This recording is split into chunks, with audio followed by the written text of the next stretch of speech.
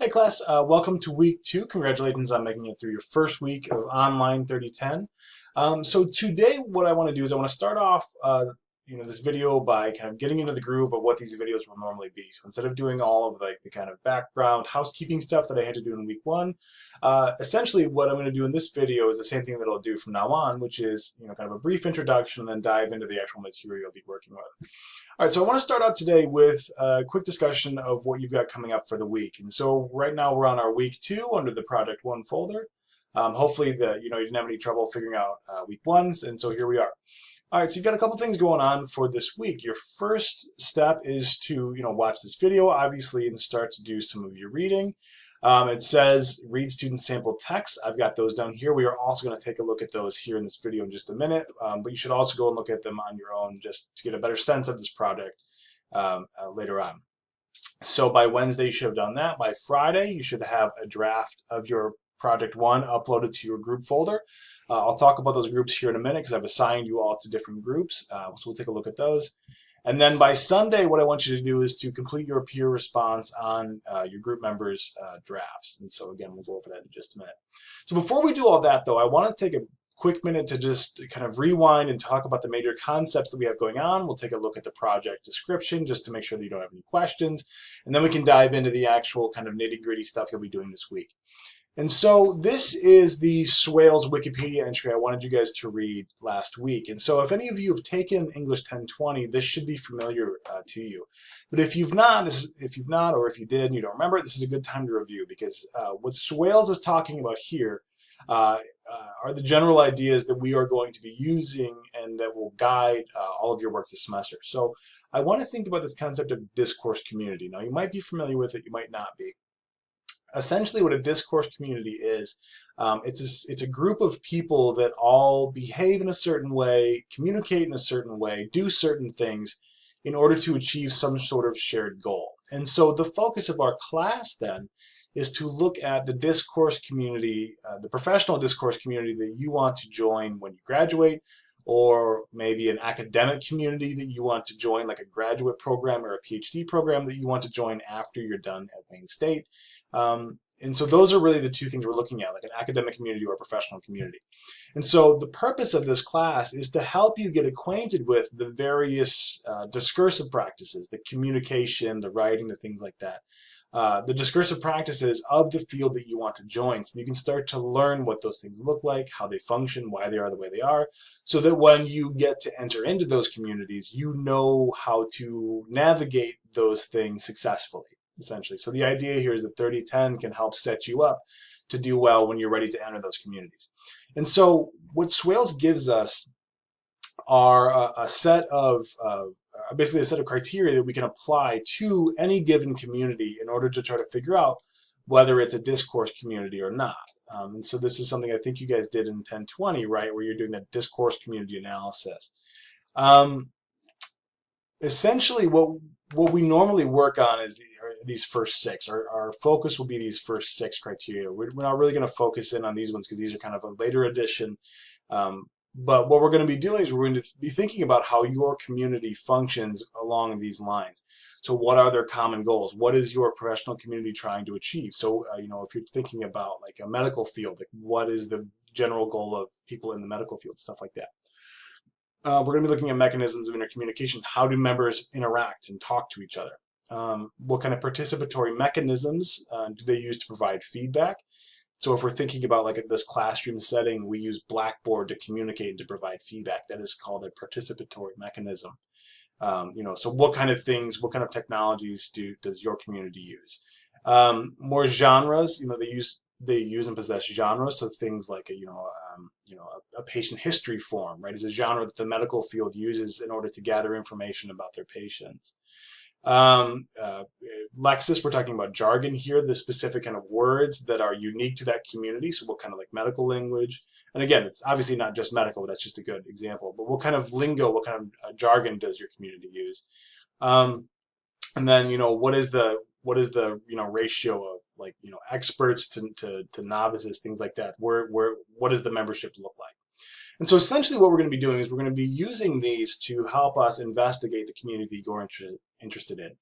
And so if we flip over to the actual Project One description, you'll see what we're doing here is we're creating what's called a research guide, which is essentially an outline of the things that you know or that you're interested in or that you want to know more about the community that you'll be investigating for the rest of the semester. And I want to stress that the community that you choose now will be the community that you will be researching and thinking about for the next 11, 12 weeks. So make sure that it is the community that you want to pursue and that this class can then be helpful to you. And so if we just take a quick look, we can kind of get a sense of what this project is asking you. So the Personal Research Guide is an opportunity for you to begin to explore this disciplinary community using primary and secondary research methods. So essentially you're going to be doing your own library research, but I also am going to ask you guys to try to reach out to members of that community to make some contacts and to ask them some questions. You're going to explore the literacies of the community. Essentially, you're going to be figuring out, how does this community function? And so if our prompt then can make this a little bit more clear. So begin by identifying the disciplinary professional discourse community you want to enter. So what is the community? And then what you're going to do is you're going to use those 6 characteristics that I just walked through as a way to generate questions about the field's purposes, practices, conventions, etc. And you're going to be identifying anything you don't know. So like, you're going to be going through the list like, well, I don't know what genres they use. I will go find that out. So you'll look it up online or talk to an expert in the field, stuff like that. So these are the 6 characteristics, and these are the questions that you'll be using to guide your research. And so if you can't get a hold of, let me backtrack. The best way to do this is to use the library research guides. Now, if you've never used a library research guide, they're very helpful because what they are is that they're a collection of resources that each librarian for each discipline has gathered that can really steer you in the right direction. And so we can go here real quick.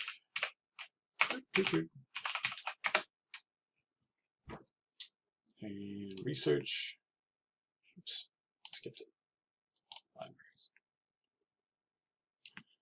Libraries. And so if you go to this research guides tab, what you'll see is a list of disciplines, things like that. And so, you'll find your discipline.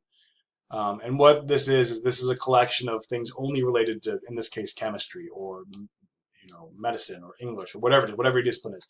It can be a really good way to help you kind of streamline your research. So you're using those if you can't find like an expert, you can go to the research guides and talk to a librarian and see what information they can give you.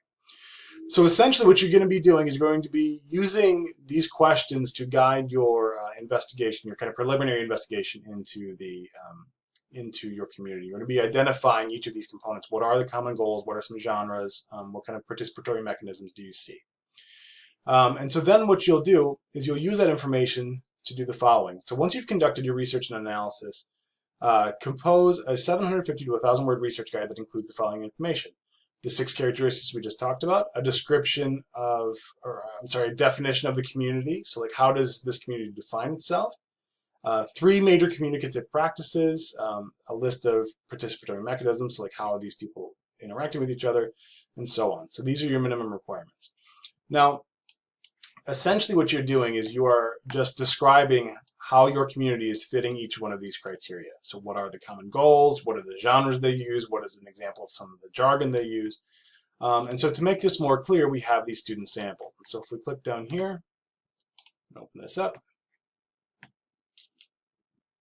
All right, so I've got this first sample open so we can take a look at it. And so what you're going to see is pretty typical of what these research guides will look like. You've got your kind of title page here, a brief abstract just kind of laying out your objectives for the research guide.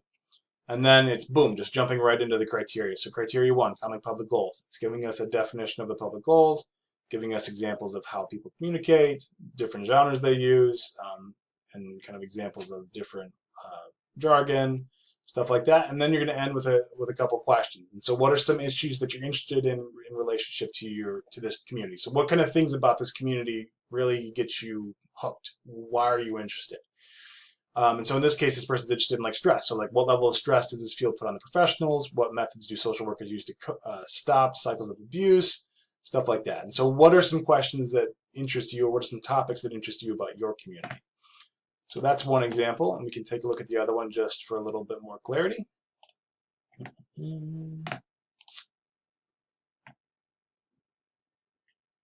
All right, so same thing. We've got, oops, the brief abstract just outlining their basic goals, and again, boom, jumping right into the basic criteria. So essentially, you can think of each one of those 6 criteria as one thing that you have to describe. Figure out what that criteria is in relationship to your community, and just describe it here. And again, end with your research questions. And so that's all you're doing. You're not doing a whole lot of in-depth research yet. You're just kind of finding out the broad strokes. So like, what does your community try to achieve? What are some ways that people communicate? What are some of the kind of examples of jargon they use? Stuff like that. And so just kind of the broad strokes. And what we'll do is we'll use this as a way into kind of a deeper research method in our upcoming project. So this is just kind of the starting off point. So what I want to do is I want to talk about the groups for a minute now that we've had a chance to talk about the projects. And so I'm hoping that by Friday you'll have a pretty good sense of most of these things. You might still have to research 1 or 2 components, but you'll have started to put together this guide, right, by just describing how your community fits each one of these characteristics. So what you'll do on Friday then is you'll go over here. There's a new tab over here called Peer Groups. So what you'll do is you'll click that, and you're going to locate your group. So 1, 2, 3, 4, whatever you are. And so just click on them, and you'll see names listed here. And so find your group. Now, this is the same group that you'll be in the entire semester, and so these are the people you'll be working with in terms of peer review for the rest of the semester. So this is a good way to kind of jump off and start to collaborate on peer review and response and revisions and things like that. So what you'll do is you'll go to your group discussion board down here, and you'll see I've posted a thread called Peer Run Rough Drafts. So you'll come in here, you'll create a thread. I'll tell you to, just for now. You'll attach your document. You'll upload your file, you'll submit, then you'll see it here. Now, what you'll do is you'll do that, and then once your partners have uploaded theirs, you'll click on their thread, and you will leave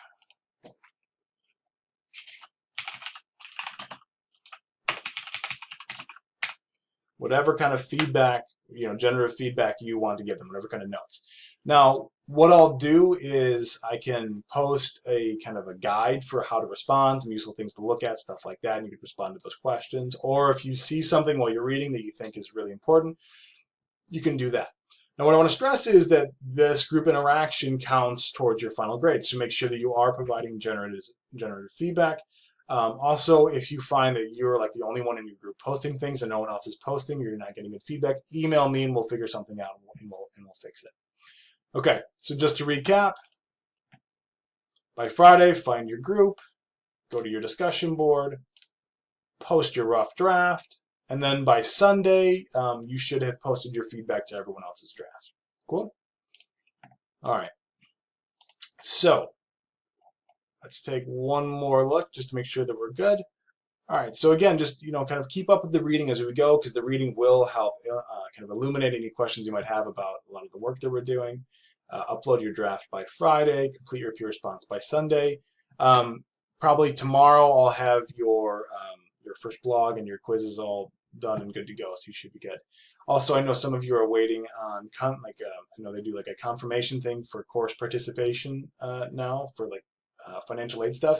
I will have all of that confirmed tomorrow too. So if for some reason there's an issue with that, I will let you know, but it should be good to go. All right, guys, have a great rest of your week. I'll be in touch throughout the week, but obviously feel free to email me as well, or if you want to set up a Skype conference, whatever.